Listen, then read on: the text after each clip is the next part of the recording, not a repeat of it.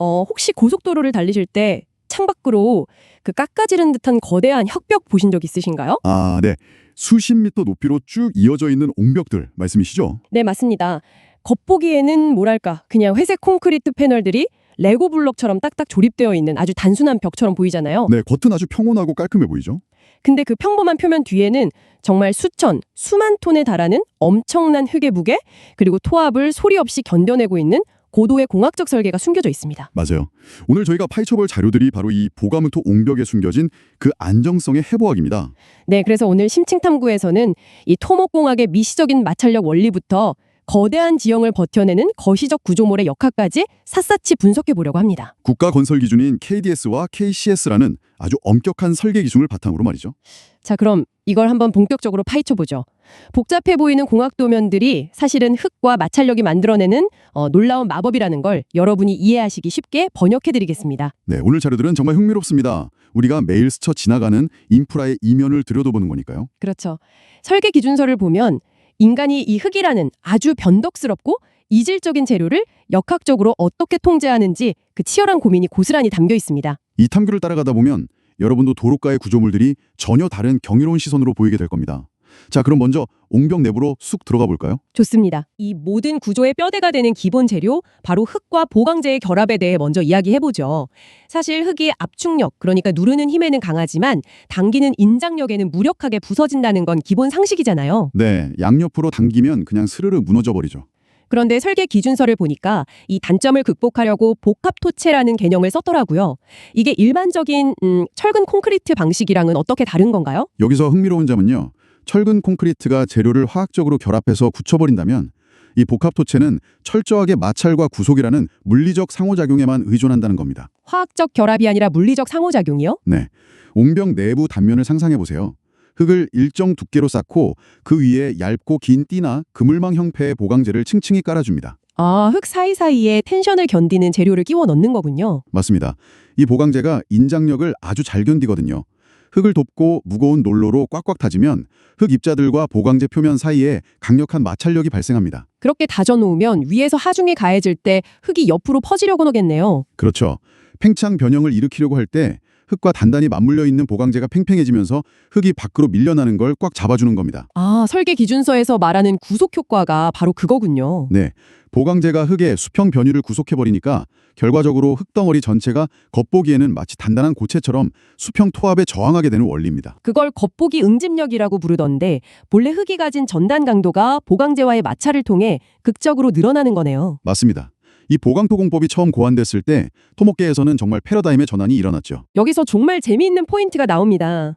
많은 분들이 가장 튼튼한 벽이라고 하면 아주 두껍고 단단한 중력식 콘크리트 옹벽을 떠올리시잖아요. 뻣뻣한 강성 구조 말이죠. 네, 보통 그렇게 생각하기 쉽죠. 근데 이 강성 구조가 치명적인 약점이 있더라고요. 기초 지반이 고르게 가라앉지 않고 한쪽만 살짝 꺼지는 부등치마가 발생하면 어떻게 됩니까? 뻣뻣한 콘크리트 벽은 그 휘어지는 응력을 못 견디고 쩍 갈라지거나 통째로 붕괴해버립니다. 하지만 우리가 다루는 이 보강토 옹벽은 완전히 다르잖아요. 구조물 자체가 유연성을 띠는 가요성 구조니까요. 그 유연함이야말로 현대 토목공학에서 이 방식이 널리 쓰이는 결정적 이유입니다. 보강토체는 흙과 보강재를 유기적인 마찰력을 유지하는 결합체거든요. 지반이 좀 변형되어도 무너지지 않는다는 거죠. 네, 바닥에 불균일하게 가라앉아도 내부 입자들과 보강재가 미세하게 슬라이딩하면서 유연하게 적응합니다. 전체적인 균형은 절대 잃지 않고요. 아, 변형을 흡수하면서 버티는 거네요. 그럼 우리가 밖에서 보는 그 깔끔한 콘크리트 전면판은 뭡니까? 진짜 뼈대가 아닌 건가요? 전면판은 토합을 견디는 주체가 아닙니다. 그냥 흙이 비바람에 깎여나가는 걸 막아주고 내부 보강재들을 깔끔하게 마감해 연결해준 역할일 뿐이죠. 아, 겉모습만 그럴싸하게 잡아주는 피부 같은 거군요. 진짜 힘은 그 전면판 뒤 수십 미터 파묻힌 흙과 보강재에서 나오는 거군요. 정확합니다. 자, 그럼 여기서 자연스럽게 다음 궁금증이 생기는데요. KCS 기준을 보니까 옹벽 전면판 뒤를 채우는 뒤채움 흙의 기준이 생각보다 엄청 까다롭더라고요. 아무 흙이나 무게만 채우면 되는 게 아니던데요? 뒤채움 흙의 품질은 옹벽의 생명입니다. 가장 중요하게 통제하는 게 바로 세리분 함량이에요. 입자가 고운 실트나 점토 성분이 15% 미만이어야 한다고 강력하게 규정하고 있습니다. 15% 미만이요? 그건 왜 그런 건가요? 오직 배수 때문입니다. 물이 잘 빠져야 하거든요. 물이 안 빠지면 어떻게 되길래 그렇게 엄격하게 통제하나요? 흙 속에 물이 고이면 간극 수압이라는 게 발생합니다. 물이 수압을 일으켜서 흙 입자들을 서로 밀어내려고 하는 현상이죠. 아, 입자들끼리 꽉 맞물려 있어야 하는데 물이 방해하는군요. 맞아요. 실제로 맞물려서 마찰을 일으키는 힘을 유효응력이라고 하는데 간극 수압이 높아지면 이 유효응력을 갉아먹습니다. 입자들이 물에 둥둥 뜨는 것처럼 돼버려서 마찰력이 뚝 떨어지는 거죠. 마찰력에 모든 걸 거는 구조인데 마찰력이 사라지면 그냥 바로 붕괴네요. 그래서 물이 즉각적으로 빠져나갈 수 있도록 투수성이 좋은 사질토, 즉 모래 섞인 흙을 써야 하는 겁니다. 그렇군요. 그리고 흙 입자 크기도 제한이 있었어요. 최대 치수가 100mm를 넘으면 안 된다고 되어 있던데. 네, 그건 시공 중에 보강재가 찢어지는 걸 막기 위해서입니다.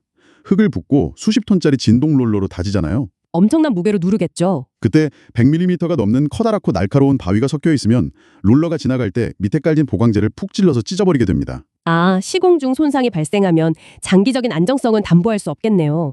그래서 입자 크기까지 통제하는 거군요. 네, 아주 정교한 통제죠. 까다로운 흙의 조건은 이해했습니다. 그럼 짝을 이루는 보강재는 어떤 재료를 씁니까? 주로 금속띠 형태랑 토목섬유 형태가 있던데요. 네, 둘 다 단순히 튼튼한 걸 넘어서 장기 설계 인장 간부와 내구성이 핵심입니다. 최소 50년에서 100년은 땅속에서 버텨야 하니까요. 금속형은 부식을 계산해서 아예 수십 년치 녹슬 두께를 미리 더해서 두껍게 묻어버립니다. 아, 부식될 것까지 계산해서요? 그럼 플라스틱 계열인 토목섬유, 지오그리드는 안 썼겠지만 계속 힘을 받으면 엿가락처럼 늘어나지 않나요? 아주 정확한 지적이십니다. 그걸 크리프 현상이라고 부릅니다. 시간이 흐르면서 변형이 계속 증가하는 거죠. 그걸 어떻게 설계에 반영하나요? 100년 동안 얼마나 늘어날지 예측해서 원래 강도에서 크리프 감소폭, 화학적 분해 감소폭, 시공 중 손상 감소폭을 다 빼고 아주 보수적으로 남은 허용 장기 설계 인장 강도만 설계에 반영합니다. 와, 극한의 상황을 다 빼고 살아남은 수치만 인정받는 거네요. 자, 그럼 엑스레이를 켜고 옹벽 내부의 역학적 움직임을 투시해 보겠습니다.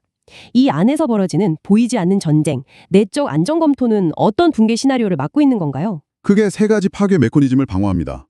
첫째는 보강재가 툭 끊어지는 파단, 둘째는 흙 속에서 쑥 빠져버리는 인발, 셋째는 전면판과의 연결부가 뜯어지는 현상입니다. 파단과 인발, 듣기엔 비슷한데 완전히 다른 양상이네요. 제가 자료를 보면서 상상해 봤는데요. 무거운 옷장 밑에 깔린 러그를 억지로 확 빼내려는 상황이랑 비슷하지 않나요? 오, 아주 훌륭한 비유입니다. 옷장이 무거워서 안 빠지는데 제가 미친 듯이 당기면 결국 러그가 찌직하고 찢어지겠죠?